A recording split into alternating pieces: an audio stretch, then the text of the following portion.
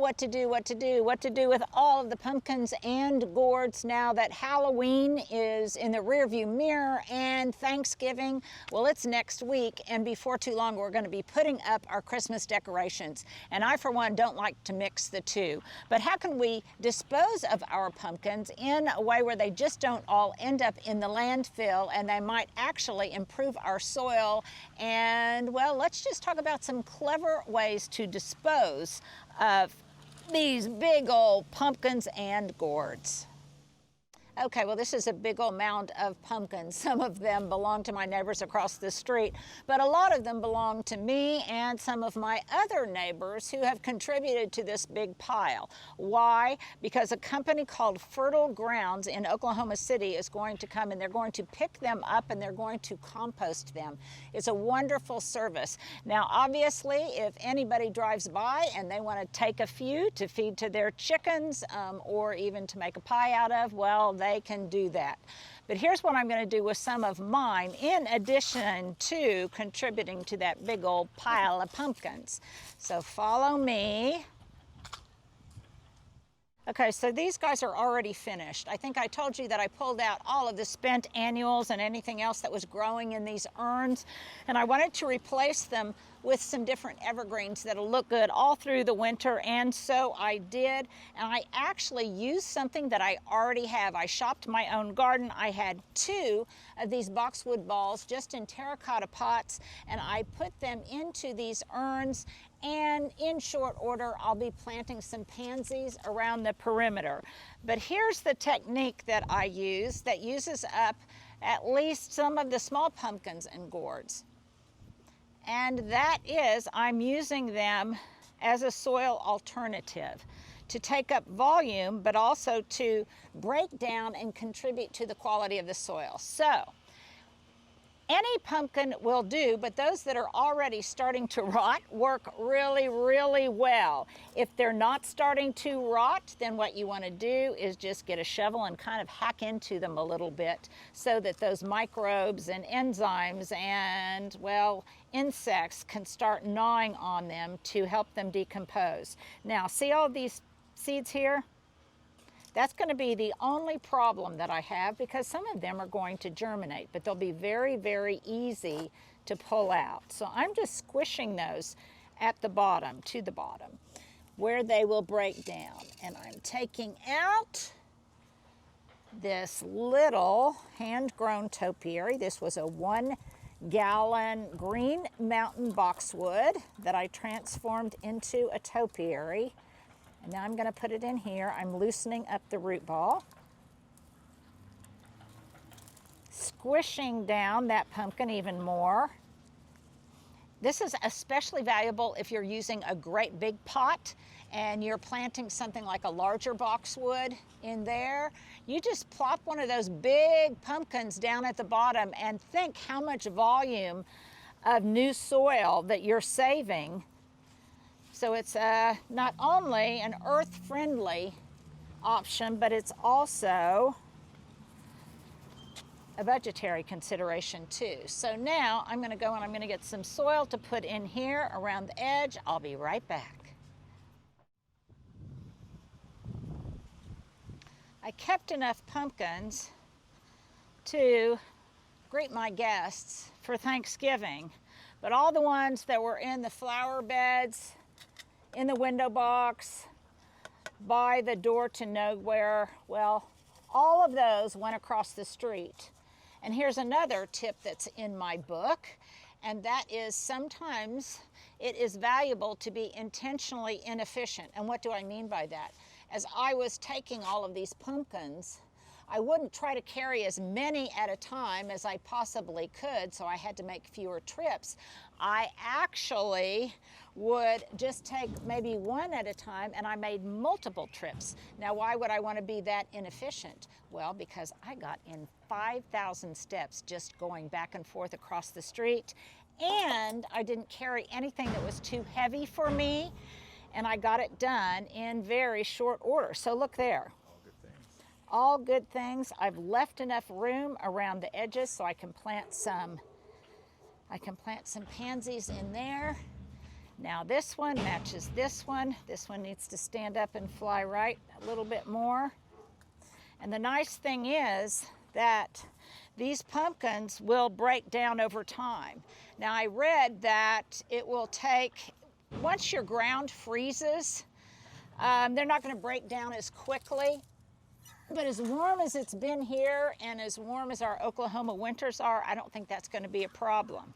Any seeds that germinate, any pumpkins that start erupting from the surface, well, I'll just pull those out. They'll come out very easily. So now I'm going to water these in really, really well. I could probably add a little bit more dirt, but I'm not going to, because I've got those pansies coming, and the volume of the pansies themselves will make up the additional volume of dirt that I need to cover the root ball. So there you go. There is one way to dispense with your small pumpkins. Now, what works in a pot can also work in the ground, and I have done this many times. So right here, I want to show you one of my favorite new things. I splurged on a new shovel, and isn't it a beauty? It's berry and bird, and I will provide a link, but it's almost too beautiful to use. All wood handle. Yes, all wood handle. It's gorgeous. And I had a similar shovel that I had for years and years and years with a smaller head like this, which is what I wanted to fit into tight spaces. But with all of the workers around here, I think somebody accidentally got away with it. So I wanted to replace it, and it was time to replace it anyway. So replace it I did. Boy, that's noisy. Because you know what? That is Fertile Ground collecting the pumpkins. Stuart, you want to go over there and take some pictures of that?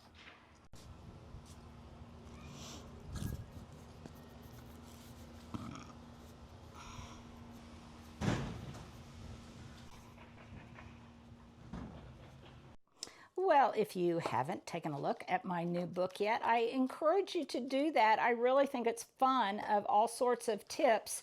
Here is the one I talked about specifically right here on page 183. I know a lot of people that were at the book signing that we did in Falls Village, Connecticut had a great time. And Stuart, how about right here we show some of the fun people that showed up, some of the fun that we had, and well, it was all about books. My book, Bunny's book, and Janet Mavick's book.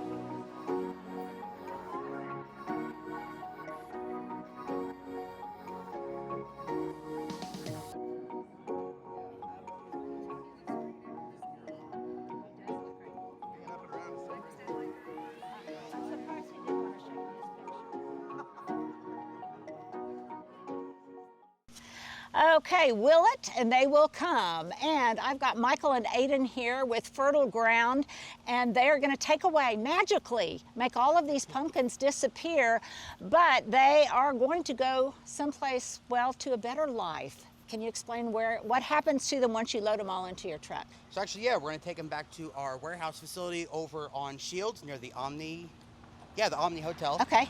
And we're going to compost it. So Okay. we might mush them up. We might just bury them, maybe mix them with some food scraps. And we have a giant 34-ton grinder that grinds up trees. And we'll bury them, and maybe in a few months, it'll be compost. Yeah, and really rich, wormy, good soil. It's really yeah, nice. the best. And probably lots of pumpkin seeds sprouting. Yeah, it gets really pretty. Sometimes you'll find them growing. It's fun. No, it is. It's very, very fun. So I'll put some information and a link to Fertile Ground here in Oklahoma City, and how you guys, is it a subscription service, or how does it work? So like with this, It's just they One just time- called us. We just charge one-time pickup kind Okay. of thing. We also have a drop-off place. We just have bins. You can just come and throw your pumpkins in. There's no charge for that. Okay. And I guess all I'd have to do is just go to Fertile Grounds, and on your website it probably gives drop-off locations. Correct. It's on Santa Fe. It's 2228 South Santa Fe Avenue. Okay. It's right off Shields. This is an incredibly good idea, and all the neighbors were coming over here Yeah. and dumping our pumpkins because we hate to see them end up in the landfill. But I also don't like my pumpkins messing with my holiday stuff when Santa's on the way. Thank you guys for doing this. I course. Yeah, appreciate thank it. Yeah.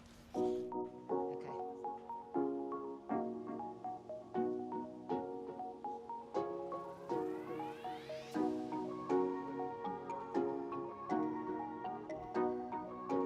Okay, that's cute.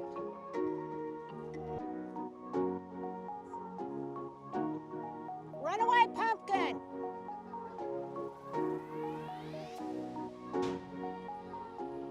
Okay, if Fertile Ground can do it, so can I.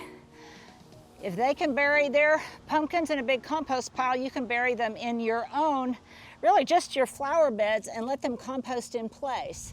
So I dug a hole. I don't have to care about what the hole is like. I don't have to care about how deep it is. I just want to make sure that it's going to cover this pumpkin. And I am just going to brutalize the pumpkin a little bit. Oh, I missed. So it begins to kind of come apart. And so all that moisture and all the natural expansion and contraction of freezing and thawing will help it break down, okay? Now, the only thing I need to worry about right now is just that it gets completely covered up with dirt. Why? Because we don't want any critters digging around in there. And even if they did, I don't know how much harm that would really do. There'll be, you see a worm? Well, let that worm go to town in this mini pumpkin graveyard. This soil may be a little too wet to be working, but that's okay.